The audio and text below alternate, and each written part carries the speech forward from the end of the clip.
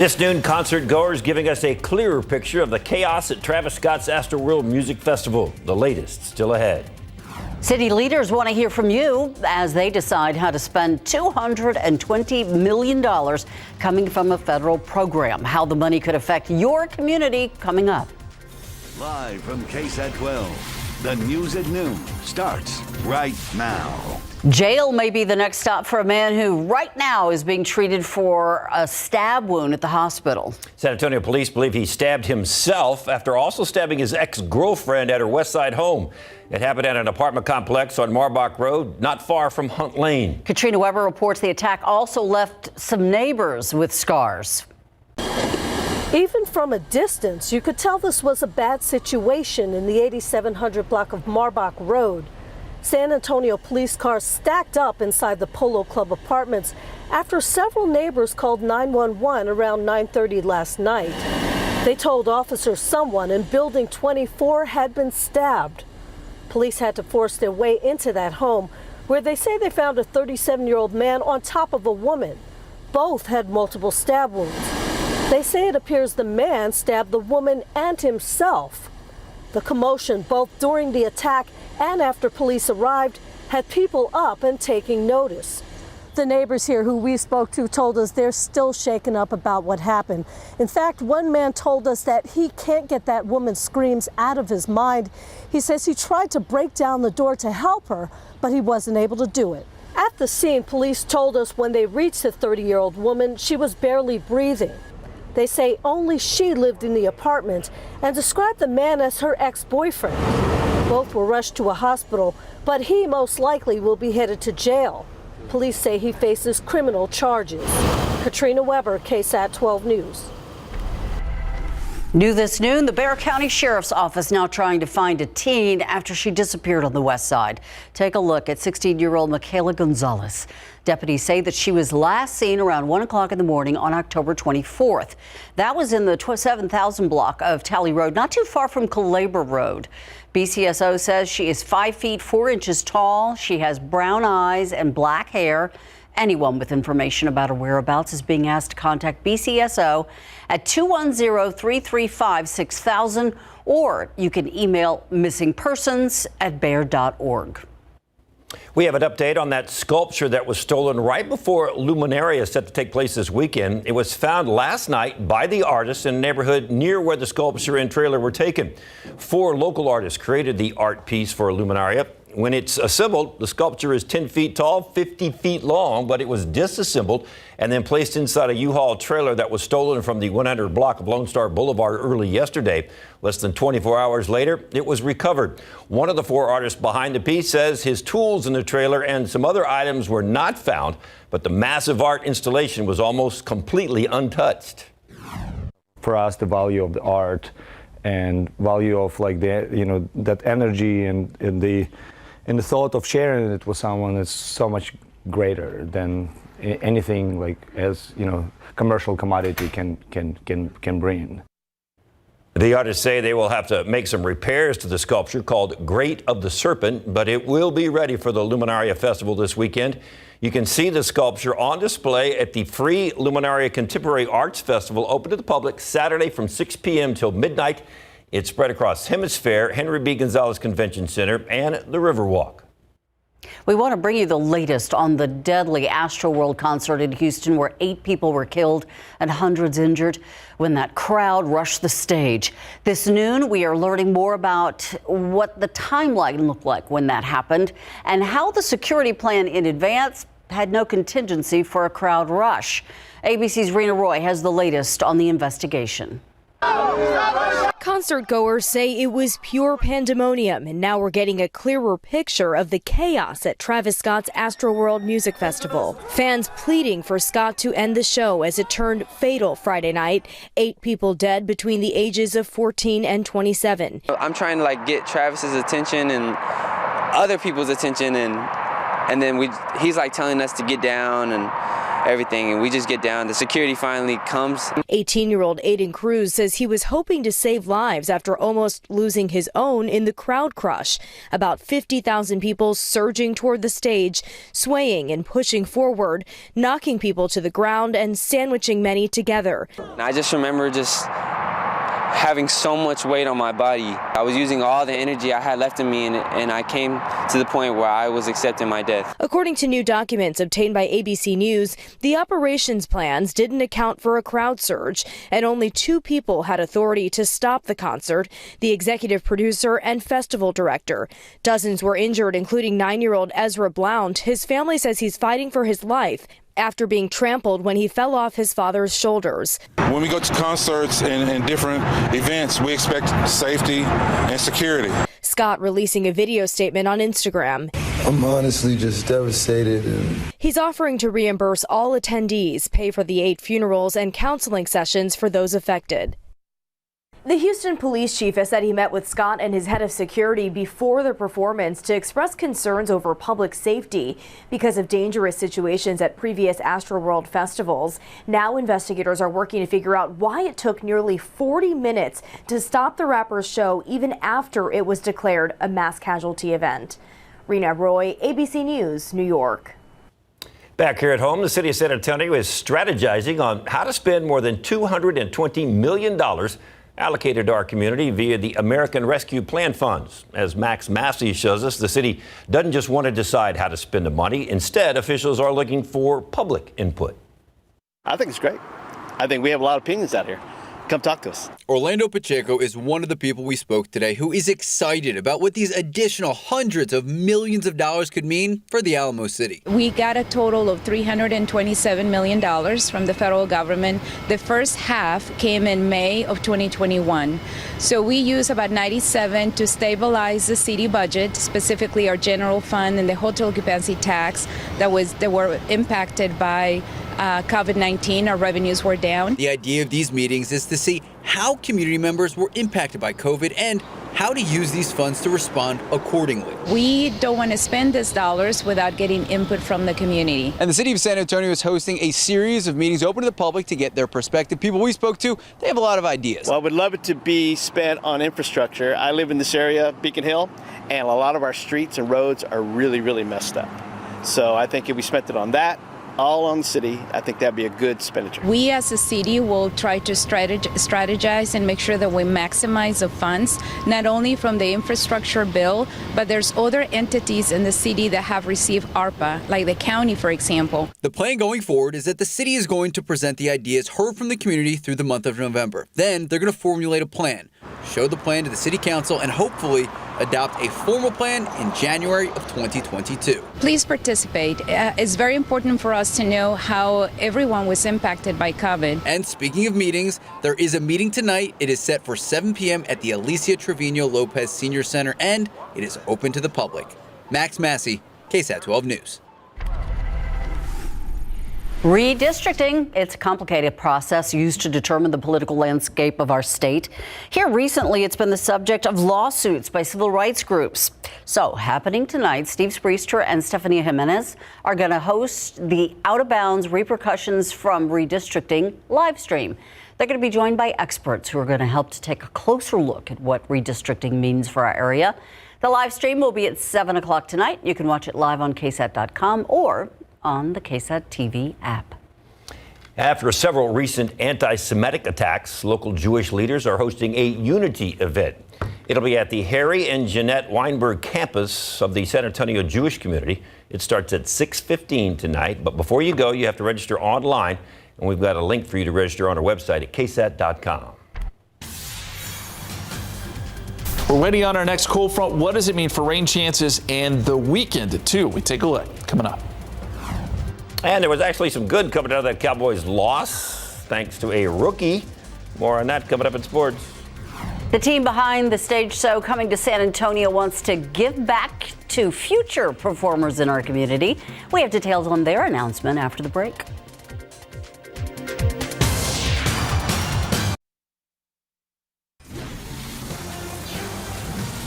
It is a one-of-a-kind program that'll accelerate students' college careers to a professional, high-demand career in business, cybersecurity, and technology.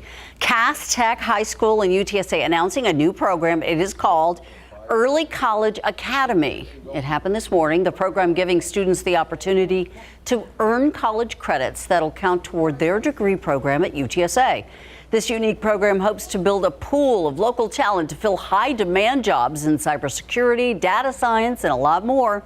Local tech leader Graham Weston invested into the program to help build a thriving tech industry in San Antonio. Companies like Facebook and Google, they're moving to Austin. They should be moving to San Antonio. If we have the tech talent, if we have a pipeline of an ongoing production of great, young, talented people, they'll come here too. More than 100 students are already part of the program where they take business and technology courses and then get to explore the different careers while they're still in high school. A holiday event aims to give back to San Antonio and San Antonio performing arts students. The organizers behind Les Cirque Artists Live were at Sky Harbor Elementary School this morning to talk about the big show. The event is coming to the Lila Cockrell Theater Thanksgiving weekend. The executive producer of the show says he's excited to be back in San Antonio, and he wants to show how the return to every year and eventually include local students. But in 2 years from now, my dream is to have the same Cirque du Soleil artists, same great world-class performers from around the world, but I want the show to be lit, directed, choreographed, everything by San Antonio students. So it's a show by the students for San Antonio with big acts. Part of the proceeds from the Thanksgiving weekend performances will be donated to the Southwest Independent School District in the form of scholarships. Executive show producers also say they're offering 600 show tickets to underprivileged families throughout San Antonio. Taking a look outside with live cam. Where did the sun go? A lot of clouds out there right now. Yeah, the clouds have shifted in, and we're going to see a mostly cloudy day. Lots of clouds around throughout the afternoon. We'll see a little bit more sun probably coming up tomorrow. The aquifer, it is down 10th of a foot, 666.8. But you know what? We're still in good shape. We're right on average as we head throughout the month of November. Molds are low too, 180. That's it. That's all we got. So we're looking pretty good there. We do have a couple fronts that head our way this week, but I'm not sure it means rain chances. We'll take a look at that 7-day forecast coming up.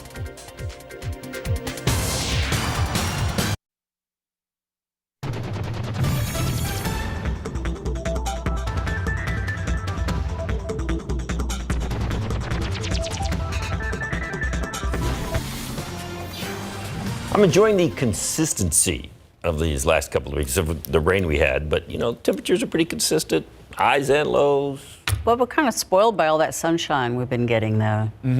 It's actually kind of rare for us to be consistent this time of year, honestly, because typically we get fronts and it's a lot of up and down stuff. But you're right, the temperatures have been pretty steady. These fronts just haven't pushed in a lot of cold air, at least not yet.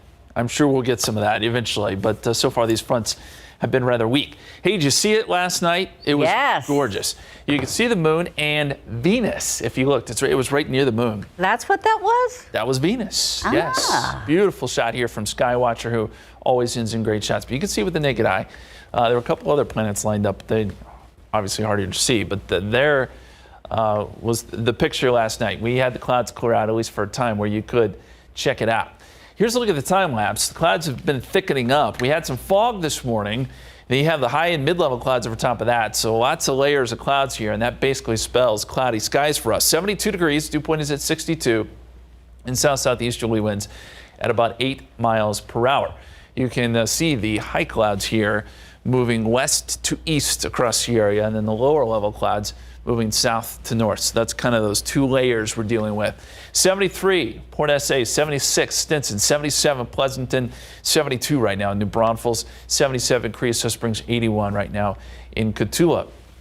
Dew points, we're right around 60 degrees, so we're getting close to the muggy level. It's really not that bad. We'll stay right there next couple of days. Then a front comes through, dries us out a little bit, and then we'll get a couple of reinforcing shots of drier air. Again, these sort of weak fronts that just keep coming through. They push into drier air, but not really colder weather. You'll notice it in the mornings, not so much in the afternoons.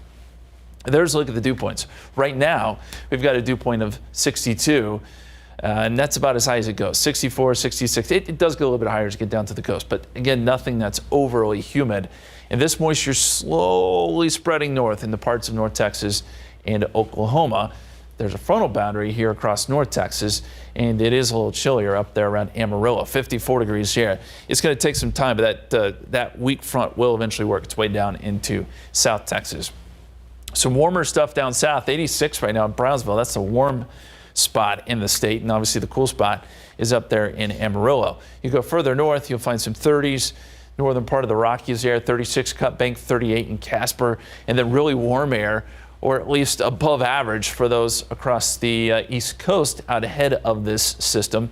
And we'll go west now. This is our next storm system starting to pull on board here. Rain, snow in the upper levels. Some of this energy will work towards the middle part of the country and help to push that next front through. So here's what it looks like on FutureCast. Clouds most of today, so we're going to keep things mostly cloudy. Tonight, we may see things clear out for a little bit before clouds build right back in tomorrow morning. We start off with some fog probably again, maybe a little bit of drizzle in spots. And then the clouds clear tomorrow afternoon. We go partly cloudy. Here comes our front. Doesn't have enough energy really to stir up showers and storms. If we're going to see anything, it's probably going to be off to our north and east.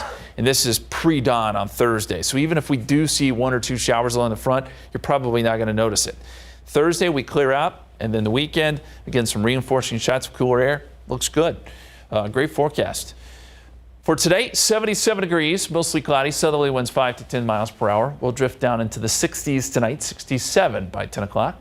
Tomorrow, 79 breezy, 10% chance of rain. That's all we can give you for that front Wednesday night and early Thursday morning. 74 for Veterans Day, 72 Friday, and then 70s this weekend. A little warmer on Sunday with a high of 77, guys. And there's that sun again.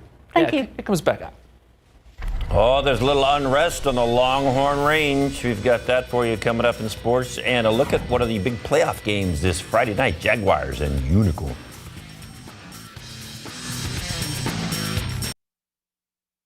Pro football coverage powered by Davis Law Firm. Even though the Cowboys suffered a pretty embarrassing loss Sunday to the Broncos 30-16, there was at least one bright spot, a rookie. Linebacker Mike Parsons, he was very impressive. He had 2.5 sacks to go along with his 10 tackles, including 3 tackles for a loss. And who knows what the score would have been if Parsons hadn't shown up that day. He now has 3.5 sacks on the year, joining DeMarcus Ware, Victor Butler, and Anthony Spencer as the only Cowboys linebackers to record at least 3 sacks in their rookie season. Parsons was asked how much of his game has grown in just a short period of time after his first multiple sack game as a pro football player.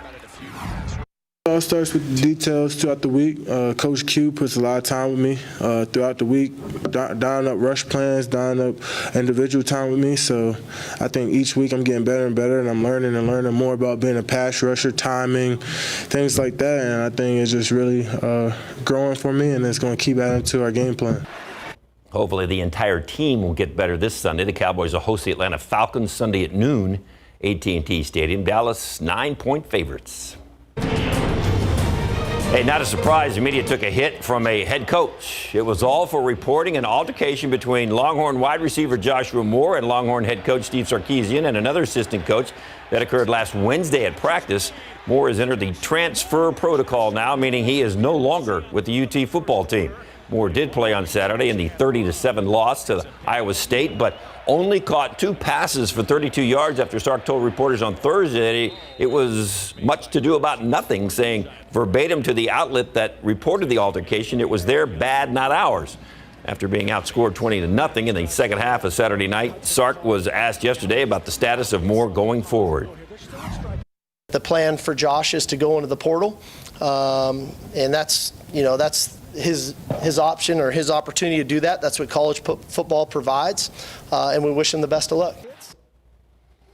After pulling starting quarterback Casey Thompson after a 2-for-6 start and replacing him with Hudson Card, Sark says both quarterbacks will now be reevaluated this week to see who starts Saturday at home against 1-8 Kansas at 6:30.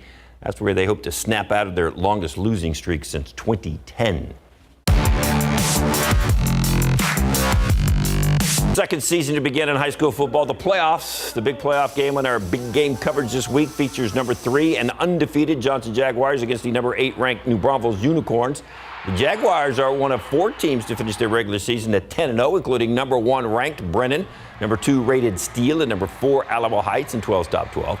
They have a 1-2 offensive punch behind running back Ben McCreary, who has 20 touchdowns on 1,438 yards rushing, and quarterback Cruz Cruin, who has 1,647 yards in the air for 19 TDs. Jaguars' closest call was their 46-43 overtime win against Reagan.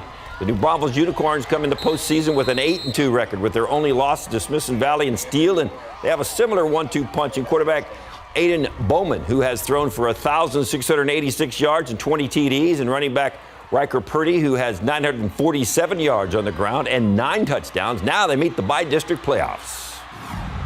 Phenomenal. I mean, just making school history, it's awesome, but knowing the goal we have in mind is all eyes on state, so we don't want to focus on anything else but one game at a time. So this is our mindset going into New Braunfels. I expect us to come hit us in the mouth, and I'm do the same. Our team's ready. We have a game plan. I trust my coaches. I trust my teammates, and I just know we're going to come out. They're obviously a great team. They're 10-0. They're in a tough district. They got a lot of athletes. They can find a way to win. Should be a good challenge for us, but we can get it done. Playing these teams that, usually go far in the district. Our district usually goes far in playoffs, and this competition, really prepares us. Always got to be ready for that hit in the mouth. The Jaguars will host the Unicorns at Hero Stadium Friday night, 7 o'clock. Also a big game, KSAT 12 Texas Sports Productions Game of the Week. You can see over the air at 12.2 or on the BGC app. So a lot of coverage for this one. It's playoff time. This is when we get real. Well, we were serious before, but you take it up a little. Really serious. Really serious. Yeah. But it's kind of sad because it's the marking. We're marking the end of the season. Sort of. Yeah. Wah, wah, wah. It gets fun. You'll be all right. You'll love the playoffs. A local gym and a physical therapy facility are joining forces to help patients and clients. We're going to take a look at all the benefits in the next half hour.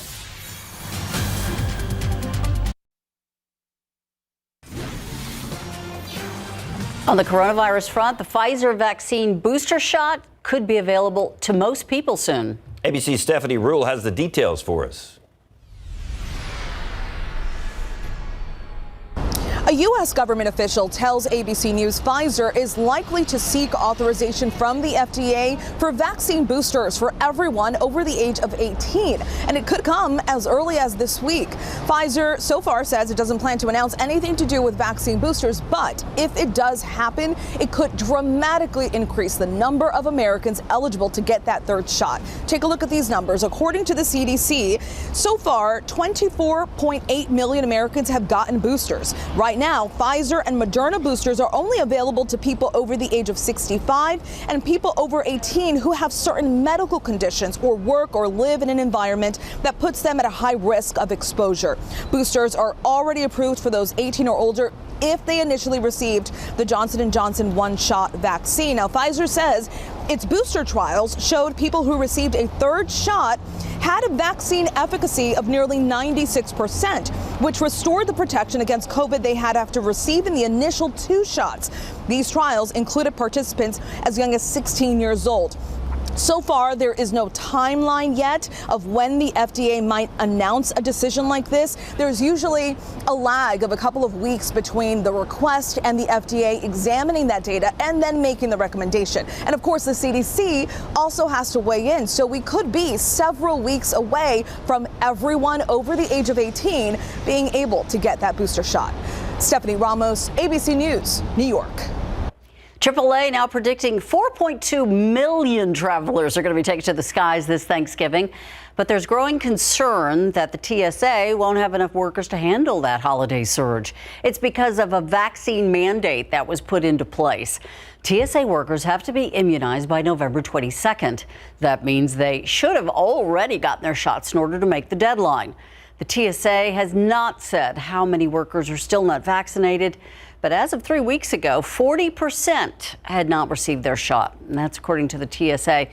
Unvaccinated workers will be given chances to get vaccinated before their jobs are in danger. Meanwhile, the union that represents American Airlines pilots says nearly a third of its pilots were not vaccinated 2 weeks ago when they last received an update. I don't know how many will choose to get the vaccination, but when they do, they cannot fly 2 days after that vaccination. And if they have a reaction that goes further, they've got to come off the schedule. So that puts a strain on the schedule already, which is built right to the maximum. Yesterday in Texas, a federal judge rejected the argument of some American airline workers who said that the company's vaccine mandate put them in an impossible position. The judge ruled that United can put all their unvaccinated employees who don't have medical or religious exemption on unpaid leave. A simple blood test may soon be able to tell you if you have cancer. With more in this Medical Minute, here's ABC's Ika Jochi. From mammograms to colonoscopies, there are many ways to screen for cancer. Soon, a single blood draw could get added to the list. New research published in the Annals of Oncology showed cancer cells shed circulating tumor markers and cell-free DNA that can be picked up by a blood test. Researchers were able to determine the presence of 12 different types of cancer from the one test, making up 66% of yearly cancer deaths in America. The multi-cancer early detection test may be used to complement current screening tests, not replace them. But for some cancers, there are no current screening tests. The blood test could serve as an opportunity to detect these cancers that cause 71% of cancer deaths in 50 to 79-year-olds. With this Medical Minute, I'm Ika Jochi. The Texas Department of Homeland Security expected to warn medical facilities to update certain software today. This comes as researchers discovered a vulnerability that could allow hackers to access medical devices. Those include patient monitors as well as some anesthesia, ultrasound, and x-ray machines. Whether the devices could be accessed depends on what version of the software they're running and if they're connected to the internet. The company behind the affected software has issued updates to fix those vulnerabilities. The cybersecurity firms that uncovered it say about 4,000 devices made by a variety of vendors have not yet been updated. There have been no reports, though, of hackers exploiting the software. The House committee investigating the January 6th Capitol riot has issued 6 new subpoenas to senior Trump campaign officials and advisors. This includes former National Security Advisor Michael Flynn, one of the prominent voices around the Trump campaign after the election, who publicly called on the president to take a drastic action to overturn the results. As of today, the committee has issued at least 25 subpoenas for records and testimony. Former Trump advisor Steve Bannon is fighting a subpoena from the committee. The Justice Department is deciding whether or not to act on the House's vote to hold Bannon in criminal contempt of Congress. Looking outside with live cam, taking a little break from the sun. It's just kind of half sun out there right now. Yeah, a little bit. Filtered sun is what we'll call it. Filtered sun, yeah. Those this sort of thin cirrus clouds still over top of us, so it's not going to be full sun today. It's not going to be like yesterday, but we'll still get some. Temperatures will make it into the upper 70s. I want to show you a great picture coming out of Los Maples. Now, this is not a maple tree. That's the sumac, which turns sort of that fire red this time of year. It gets out ahead of the maples, but they're also starting to change a little bit. We've been showing you the foliage reports here from Los Maples. This is sort of the peak week. A lot of the weekends are already sold out through Thanksgiving, but I think there's still some day passes left during the week. If you want to head out there, you'll have to check online. But a beautiful shot there from Kevin. We appreciate it, as always. Temperatures, 72 right now at the airport, 73 Port SA, 70 Boerne Stage, 73 up in Comfort. You mentioned some of those passing clouds, so there you go, some of those thin cirrus clouds working through. You can see them here on this satellite picture, and we'll see some peaks of sun too. Several layers of clouds actually underway across the area right now, and that's going to keep things mostly cloudy. Here at the airport, as I mentioned, 72 degrees. Dew point is at 62, so that number's up just a little bit with south-southeasterly winds at about 8 miles per hour. We'll see the dew point sort of creep up just a little bit today. And here's some of the headlines. Mostly cloudy, and then tomorrow some fog, and then afternoon sun. But rain generally staying out of the picture here, even with a weak cold front moving through on Thursday. Doesn't do a whole lot for us in the rainfall department. Forecast for today, 77 your high. Sun down at 5:42, so we're down to 74 at 6 p.m. 69 and partly cloudy at 8 o'clock. Guys.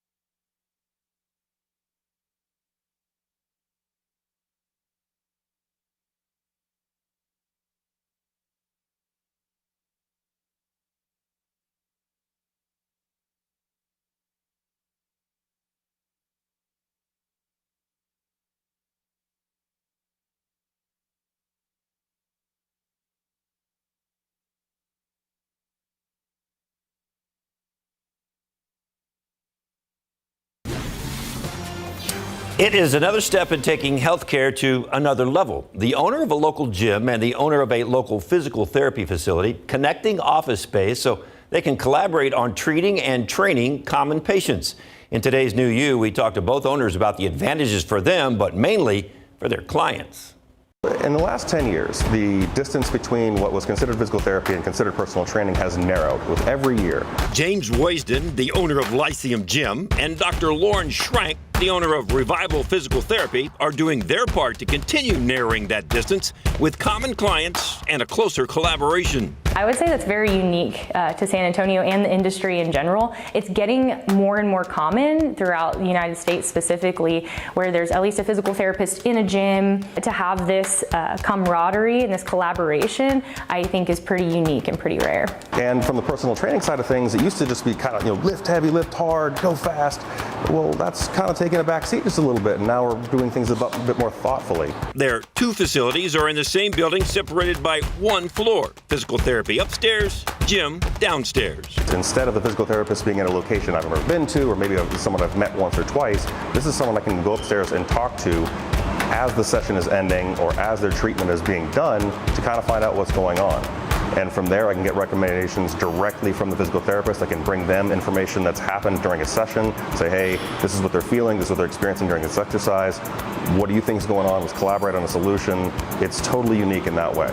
Roysden was actually training Schrank to be a bodybuilder. Then they convinced each other to open their health business in the middle of a pandemic. This has been a dream of both mine and my colleagues for a really long time, and it just seemed like the perfect opportunity to go ahead and roll with it. Especially since people are ready to take care of their injuries and get back into shape. A lot of people that needed that physical therapy or surgeries or whatever were not coming to therapy because they didn't want to be around all those people. Rival Physical Therapy has all the modern amenities. It's not as big as some therapy facilities, and there's a reason for that. We are with you one-on-one throughout the entire treatment. You will be with a doctor of physical therapy the whole time. We don't have any technicians, so that means you get one-on-one care. The Lyceum Gym also equipped with all the latest workout machines.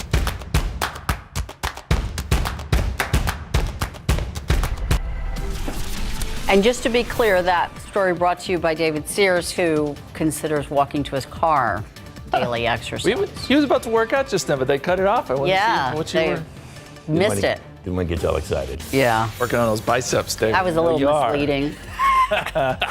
72 degrees so far today. 55 was the low this morning. Averages are 74 and 52. So we're actually not too far off from the averages. Pretty typical November day. Records are 89 and 29 set back in 1988 and 1991.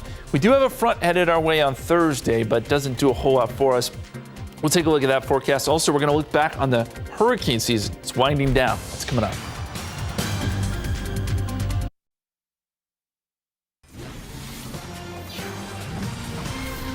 Beautiful day out there. Another one. This is kind of strange, though. You got to take a jacket in the morning, and then you don't need it in the afternoon. And sometimes you need it if the wind's blowing, but then you don't need it again. And but you might need an umbrella. Yeah, that too. And then, You guys have lived in South Texas long enough to know that's how this works, right? Yeah, every 10 minutes. It's different. Yeah, we've got a pretty nice week, though, stacked up, honestly. And by the weekend, we've got another great weekend headed our way, too. So it really is looking pretty nice. Before we jump into that forecast, though, guys, I want to show you the 2021 Atlantic hurricane season. Things are winding down. Officially, the season ends on November 30th, but it has been another busy year. Not as busy as last year, but close to it. We worked through every name on the list, all the way up through Wanda, and you can see them here. We had quite a few make their way into the Gulf of Mexico, too. Some notable ones. Of course, we had Henri up across the Northeast, which did some damage. But Nicholas was one that was Category 1 hurricane that made landfall here in Texas. You had Elsa, which was a pretty big hurricane. Ida, which was a major hurricane that moved in around New Orleans. So those were kind of the big names there. 21 named storms, 7 of which were hurricanes, 4 major hurricanes, including Grace, which crossed over into Mexico. Again, we used up all the names all the way through Wanda. And had we gotten another storm, which technically we still could, it's not looking that way, then we'd have to go to a supplementary list, which does not include the Greek alphabet anymore. They've got new names for that. It got confusing. Last year we went into the Greek alphabet. Again, this year we would have gone to a different list, but we just didn't get there. Outside right now, we've got mostly cloudy skies, 72 degrees, 76 Stinson, 73 Kelly, 71 Randolph. Winds are out of the south-southeast, and that's why there is a little bit of an increase in moisture today. 73 in Comfort, 71 up there at Canyon Lake, 79 down in Pleasanton, one of the warm spots. Cotulla, as it typically is, leads the way, though, 81. And the cool spot, Rock Springs, 68. Forecast temperatures today should be in the upper 70s. We've already eclipsed 80, so obviously we're going to be a little warmer down there in Cotulla. But here in San Antonio, thinking upper 70s for highs. And then tomorrow morning, with that added moisture, we may only dip into the low 60s. That's it, with some 50s in the whole country. So it'll be a little bit warmer tomorrow morning to start. You may only need your jacket for a short period. Dew points play a huge role in all of this. The drier the air, the cooler the mornings. And we're going to have some fairly high dew points next couple days. Front comes through Thursday. That drops the dew points some. Once you get dew points in the 40s and 30s, that's when you can get those morning lows back in the 50s and 40s. And I think we see that later this week. Satellite picture shows high clouds streaming through. Quite a bit of high cloudiness. And then you've got some low clouds underneath that. You can kind of see those moving south to north. High clouds moving west to east. So multiple layers of clouds. And that's keeping things mostly cloudy. Big picture here, it's clear out in West Texas, and that clearing line from these high clouds will work its way through tonight before clouds fill back in tomorrow. Temperatures, 54 Amarillo, 66 in Lubbock, 75 Wichita Falls. Warm stuff is down across South Texas, where it's 86 in Brownsville, 81 right now in Corpus Christi. Our forecast shows the edge of the high clouds moving through tonight, but then the low clouds build in tomorrow morning. That means fog. Maybe a little bit of drizzle, so it could be somewhat of a damp commute. And then those clouds clear out tomorrow afternoon. We go partly cloudy. Then a front comes through. We think that'll be pre-dawn Thursday. So this shows about 4 a.m. There could be a few showers and storms right along the front off to our north and east, but I don't think we see much here. Then Thursday clears out. And as I mentioned, the weekend we get some reinforcing shots of dry air. Looks really good. 79 tomorrow, breezy, morning fog and clouds. 10% chance rain with that front. And then 74 Thursday, a little cooler, but not cold. 49 Friday morning, 48 Saturday morning. So we're back in the 40s for morning lows. And then temperatures make it back into the mid to upper 70s by Sunday and Monday. We'll be right back.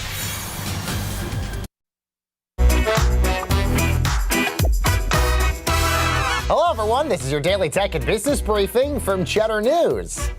PayPal beating its estimate on the top line, reporting an EPS of $1.11 against an estimate of $1.07. However, its revenue missed the mark. PayPal's $6.1 billion figure over the last quarter coming in short against the $6.2 billion estimate. Additionally, Venmo users in the U.S. will be able to pay on Amazon.com starting in 2022. However, PayPal lowering their annual forecast even as they saw a 13% increase in revenue. Meanwhile, rental car company Hertz set to go public today. Shares are going to be listed at the NASDAQ, the ticker symbol HTZ. Hertz will offer more than 37 million shares at $25 to $29 apiece. This comes after Hertz filed for bankruptcy earlier in the pandemic and then emerged back in June. Hertz now calling its re-entrance into the public markets their re-IPO. And Nextdoor making its New York Stock Exchange debut Monday via SPAC, and they hit a home run. The neighborhood networking app saw their shares surge as high as 30% on its first day of trading. The company recently seeing a lot of growth, now with 63 million members worldwide and counting, and they're looking for double-digit growth next year as well. Nextdoor's platform essentially allows users to connect with their neighbors to either ask questions or sell items to them directly. And that's your Cheddar News Business and Tech Update. I'm Baker Machado coming to you from Cheddar Studios in Lower Manhattan. So what is the best part of Thanksgiving dinner, the turkey or the pie? You got to narrow it down to two things? I like the sweet potato casserole the best. We can't narrow that down, can we? Everything. Hey, we're not narrowing this down because look at all the goodies we have here. Nope, not at all. Back to the station, please. Whatever's left. I'm sorry, Ursula, what'd you say? I mean, people have been putting in their hearing issues. Got a bad connection here. So anyway, these pies are from none other than Scott Calvert with Tootie Pie Company and the Cake Plate. All right. You also brought a little bit of whiskey here. I did. We partnered with Rebecca Creek to put it in our pecan pie. It's amazing. So there's whiskey in that pie. pie? Oh, yeah. And there's going to be some in the one you're going to make as well. Oh, really? Okay, then. That sounds really good. So then that breaks it down. You know, what's better on Thanksgiving? You know, pumpkin, pecan, or apple pie? Can you choose? Is it like choosing, you know, as he said, you know, your favorite child? I'm trying to get somebody to slice it. Anyway, we're going to pose that question coming up a little bit later on. Speaking of whiskey, we are going to make a couple of cocktails perfect for fall, and this whiskey is inspired by the rivers in New Braunfels. A little bit of a German way of doing things up there, so we're going to show you how to make these. Plus, we are transforming a cluttered garage into a happy space with help from the pros at Sort It Out. Boy, that's a project and a half, but once you do it, it's like, oh, look what I did, and it's very calming, too. Also, hey, there's a big hiring event going on at the San Antonio State Hospital. We are going to be telling you all about that. All right, all that and more when SA Live continues in just a few minutes.